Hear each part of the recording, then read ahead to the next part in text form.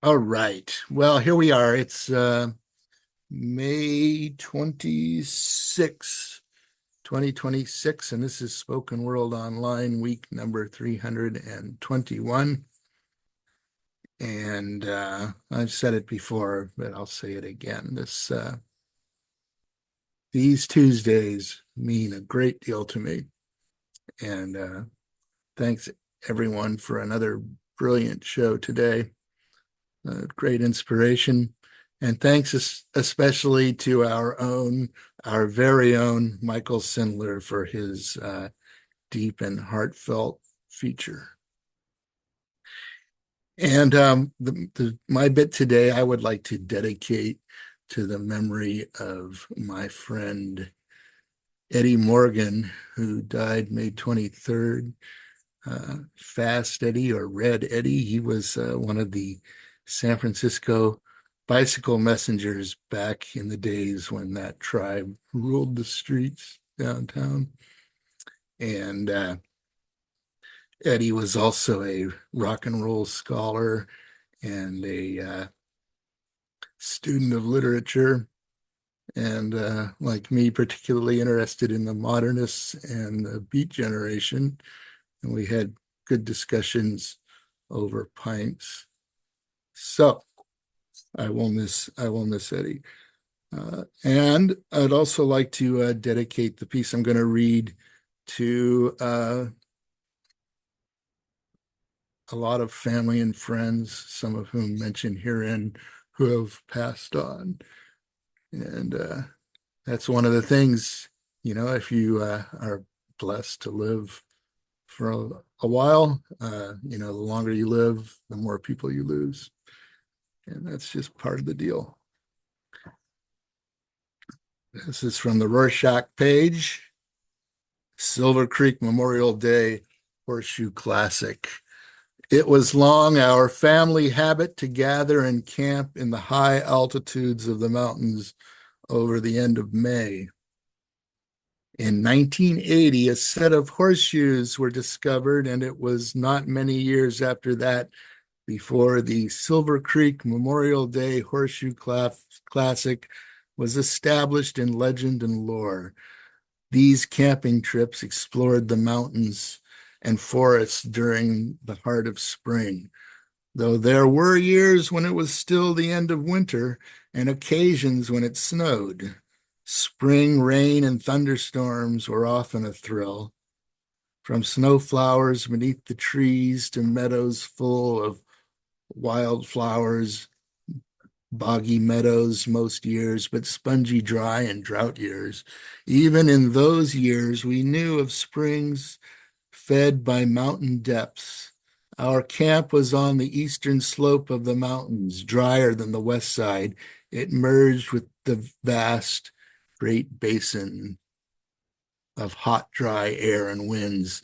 All of the East in history and possibility rushed up about us as we sat on the mountainside looking out, pondering, meditating, and dreaming. A large and shifting variety of friends and family made the journey over decades.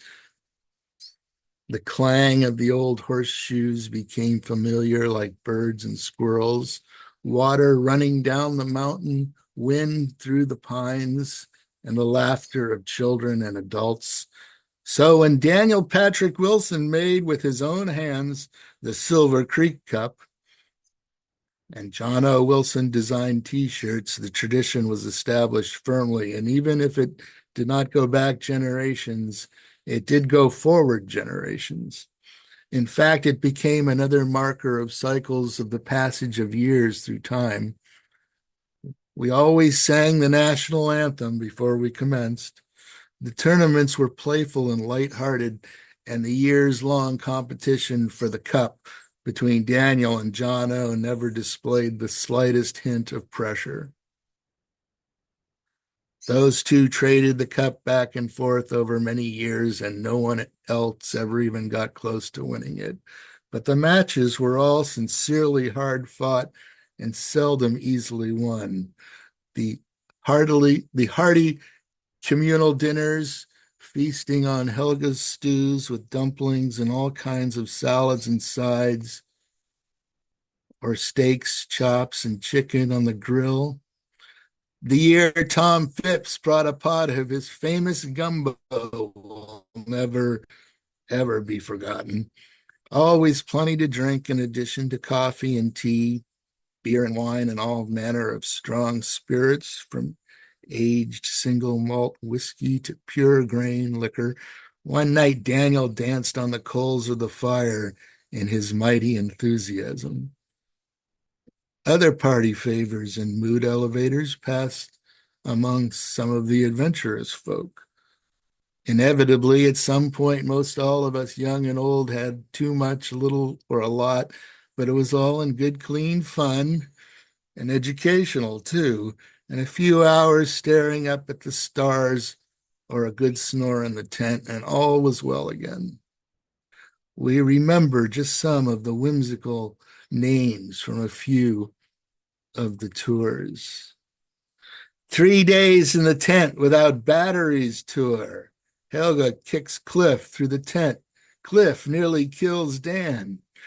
Dudley Do-Right and the Meat Cutters Convention. Everclear tour. Wall of Gumbo tour. Not to be confused with the Break Like the Wind tour, stinking up the great outdoors. Special bacon tour. Termites will eat you if you are made of wood tour.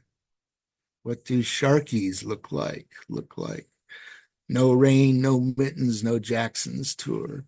5 or 4 times tour.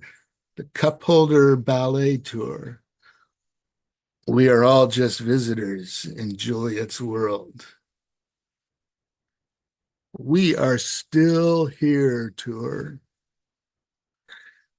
Now everything is changed and transformed over many ages, many friends and loved ones scattered, and some of our dear ones now with the dead.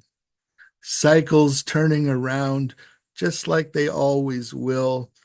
The new generation comes on the scene, and we shall see how they throw the shoes.